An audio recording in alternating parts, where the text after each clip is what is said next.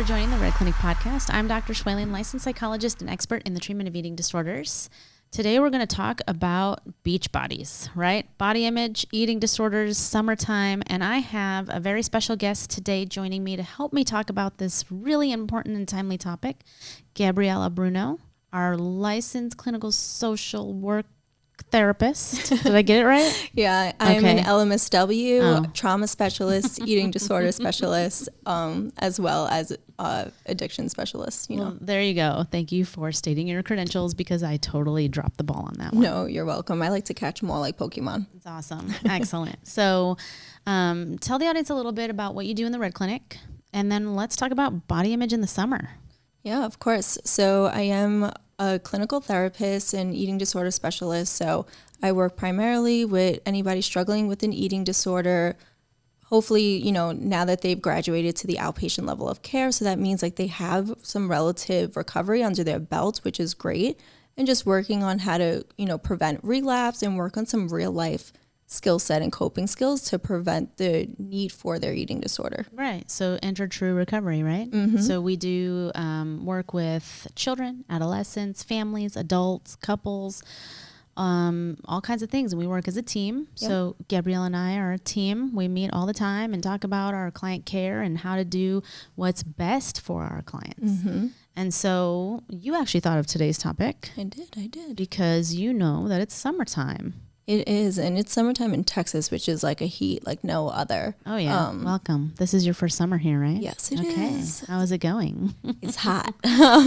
So I definitely think talking about body image is really necessary, especially with working with eating disorders. My clients I know right now are experiencing an increase, or not even increase is like putting it kindly, a surge in distressing thoughts and anxiety about having to wear, not even having, but the pressure to wear less clothing, lighter clothing, more revealing clothing, and having to do more outdoorsy things like going to the beach and pools, whole lot more eating disorder thoughts and urges. And being on display, right? I mean, that's a big deal too for our eating disorder clients.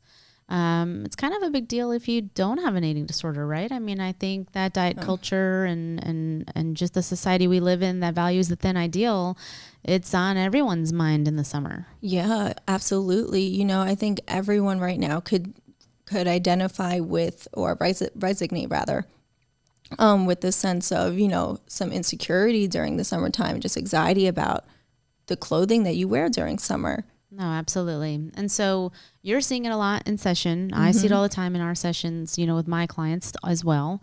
It's surging right now because it's summertime. So what are some things that you want our audience to know out there? So one thing that I always like to start with, right, especially with my clients who just finished treatment, that's the fun part, right? Because they just finished treatment, so they're also adjusting. Well, okay, so let's clarify this. So when she says they just finished treatment, at the Red Clinic, we do take a lot of clients that will step down from a higher level of care. And so when they come to us, like you said, they've graduated to outpatient. But what that means is maybe they've spent some time in a hospital before coming to us. And so you're saying, okay, now they've just stepped down from the hospital. They're starting in like real life. Yep. And now here we are, it's summertime. Yep. Here we are at summertime. And so sometimes you'll see some weight restoration or just some physical changes. Yeah, physical changes in your body, right? Because you went through that treatment process.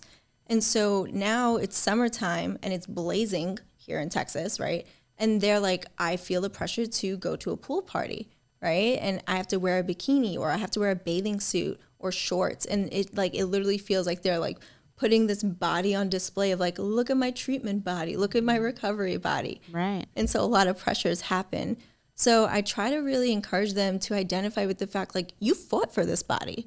Like, this is an amazing body because the body you had before was one that was literally killing you, one that was not leading to a full life. Like, this one, regardless of how you may feel about it, this one fought for you. This one did not give up. This is a showcasing your strength. Like, this is survival. Yeah. You came through it. No, this is more than survival. This is thriving. Oh, there you go. Surviving is the eating disorder. There you go. Yeah, this is thriving. Right. I love it. Going from surviving to thriving. So you work through it in therapy to kind of like empower them. You love empowerment. Yeah, I'm all about empowerment. Okay. Let's talk about just body image, though, in general. I mean, I always say body image, the way you feel about your body, also has a lot to do in terms of as a reflection of how you're feeling about yourself on the inside or what you may be struggling with. And we know that with body image, eating disorder or not, but body image concerns usually get more prevalent or you see a surge in them when there's also a lot less self-care happening, right? Oh, yeah. So when people are not taking care of themselves, are under a high amount of stress, they may be going through a major transition in their life, there's a lot of change happening. We also know that's when body image difficulty really creeps up, right? And so in therapy, when a client's saying, I'm having really bad body image this week and last week and the week before, and it's just not getting any better, Dr. Schwalen, the first thing I'm going to say to my clients is, where are we at with self-care?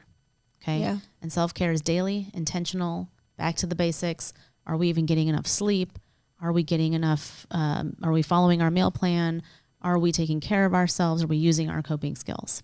And a lot of the times, it's a solid no. No, right? Almost every time, no.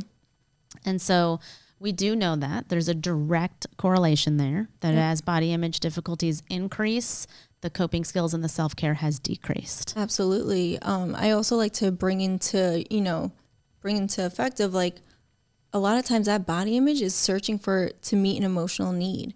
So what is that emotional need that you're trying to meet through your body image, right? Because no amount of weight you lose or gain or tweak or muscle, whatever, is going to give you that, unfortunately, right? That's just the ugly truth of it.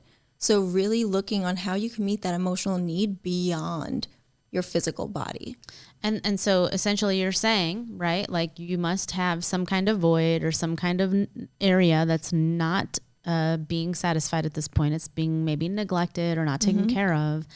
And instead of exploring it deeper, what we're doing when we have body image issues is that we're taking it out on our bodies. Yeah, you're right? kind of making a deeper thing superficial. Exactly. Yeah. So it's like, I just feel fat.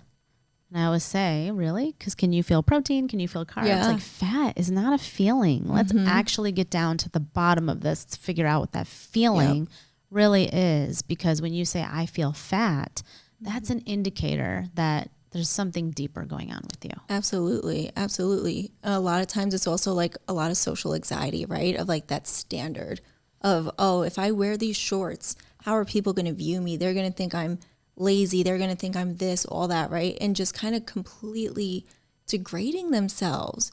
And I'm like, you really think that? Because when I met you, I didn't think that.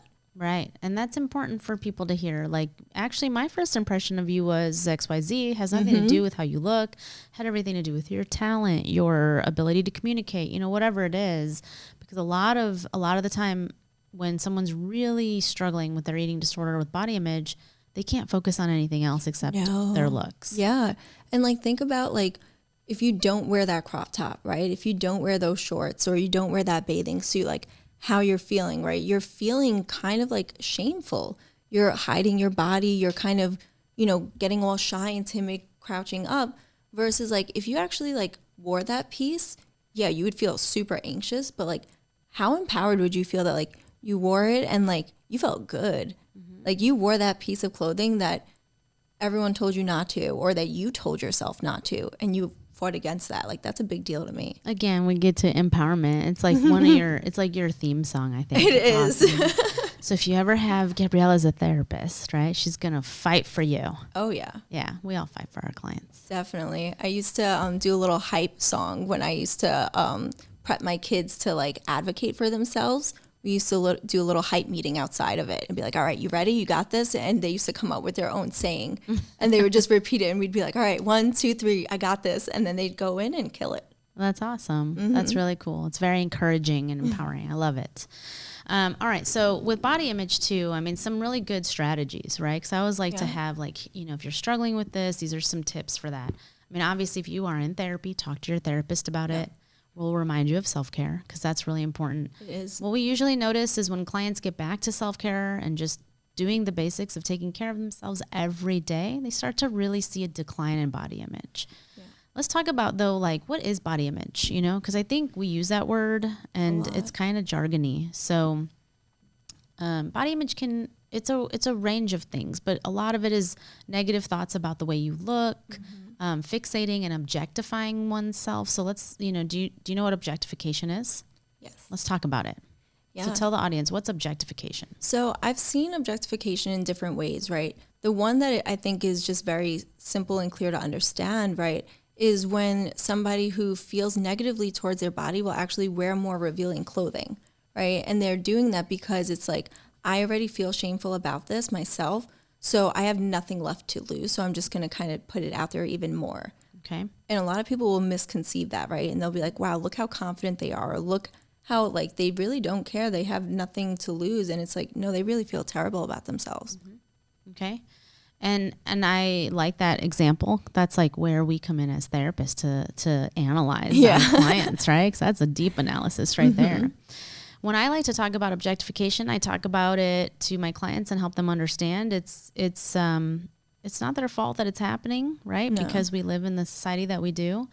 Essentially, we're all brainwashed by the thin ideal and diet culture, and I've done episodes on that before, so I'm not going to do that right now. But it's everywhere. It's everywhere that, if you want to be happy, you have to have a flat stomach, you have to have toned thighs, and your butt has to look a certain way, right? It's everywhere. We see it all the time.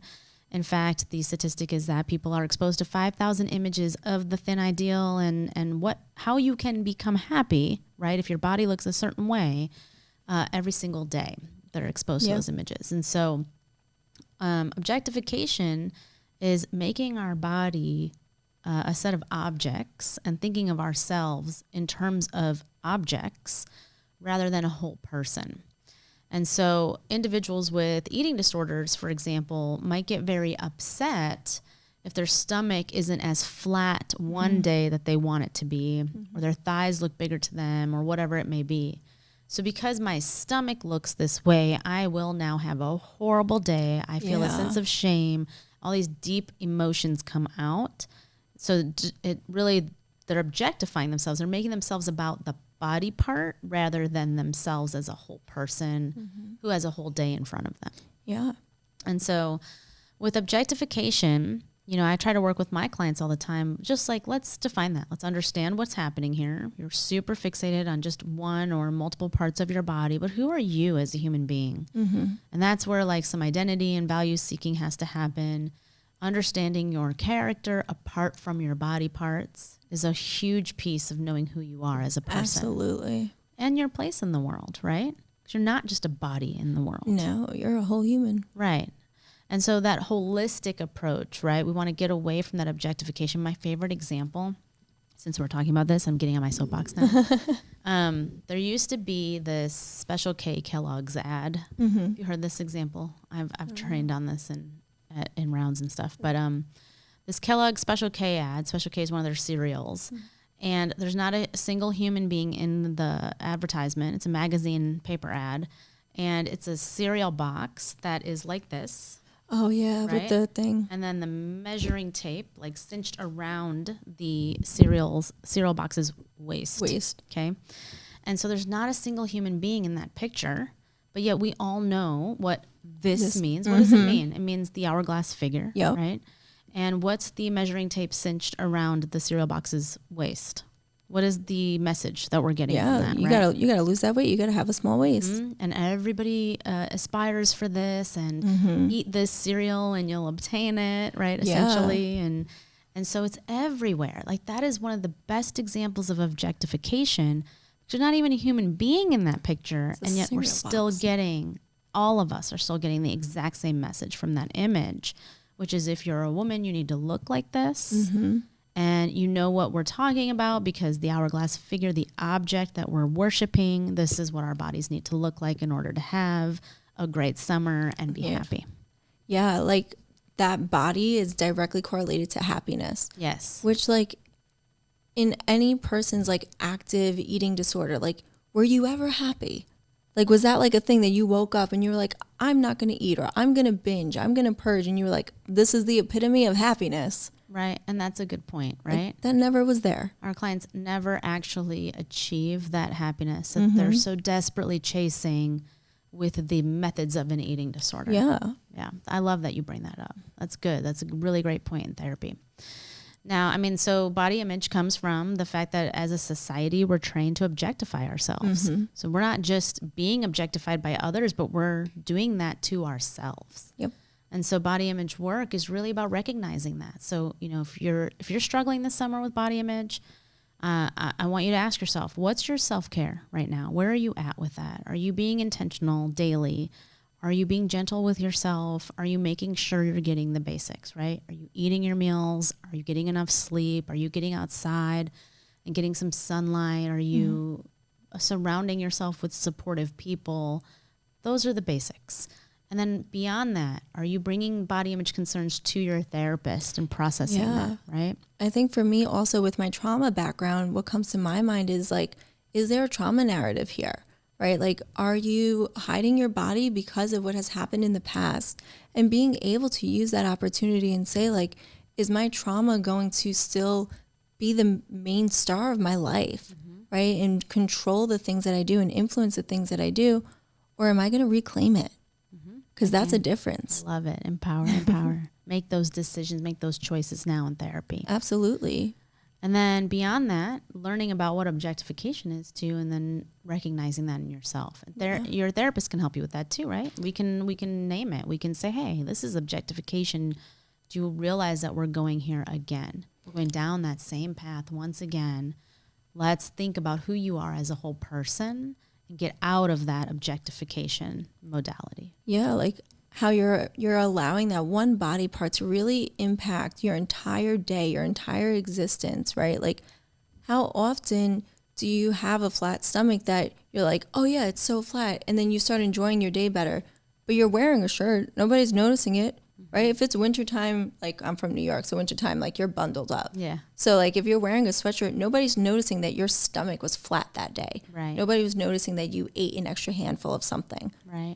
But you allowed it to really take show and power over how you're feeling and how you conduct yourself for no reason, really. Because you made yourself about your stomach rather than a whole person. And then the other thing I want to just put out there for the audience to understand is with eating disorder recovery, unfortunately, this is just the truth, body image is one of the last things to get better. Yep. I have clients that I've known for years that are in a great place in their recovery. Like they won't relapse. They won't ever be hospitalized. They understand their red flags. They know how to take care of themselves. And yet years later, they're still struggling. Not all the time, but they have days with poor body image. It's one of the last things to consistently improve. Ultimately, because we're surrounded by these images, there's constant reminders of what we're supposed to look like and how to achieve happiness. And it's hard, right, to keep going intentionally daily with self-care and feeling good about yourself. Yeah, and I think, there's also the question you have to ask, like, is this an eating disorder-based body image day, or is this just a natural, like, I just don't feel great today. Yeah. Right? Because there's like normal part, right? That's the part of recovery that I don't think gets highlighted enough of, like, you don't have to be focused on everything. And it's not going to feel like sunshine and rainbows every day. Like there's going to be days that you don't have good body image days, and it's not eating disorder influence. It's just, it is what it is. Just a normal bad day. Yeah. It's just a normal bad day. And being able to say, like, okay, what do I need? Yeah. And I mean, even the fact that we're saying it's a normal bad day to have, like, it's normal for everyone to like have bad body image days. Again, it's because we live in diet culture. So, it sucks that it's normal that we all feel bad about ourselves every once in a while. I wish it wasn't normal. I wish it wasn't something that we were all just like, oh, it's one of those days, right? I wish we didn't have to go through that, but the reality is we do. And so eating disorder clients that are in recovery and trying to maintain their recovery, it's important to understand that even though physically your body has caught up, you're feeling better, you're thriving in areas of your life, body image is one of those really challenging things that take a while to really improve. Absolutely. Absolutely. And I always say, like, try to just really kind of align with one part of you that you just love unconditionally. Whatever it is, whether it's the fact that, like, you are hilarious, whether it's the fact that you are an extremely talented artist, like, that doesn't change based on what your body looks like that day. Yeah, absolutely. And I love that you said that. I think it's also important to just keep talking about those things that you do appreciate about yourself. Self-affirmations are really, really helpful when it comes to body image difficulty, because if you consistently focus on the thing that you're not happy about, then your brain automatically just thinks that all the time, right? And then you're always feeling bad. Yeah, I had a client have like an aha moment talking about body image and kind of along those lines.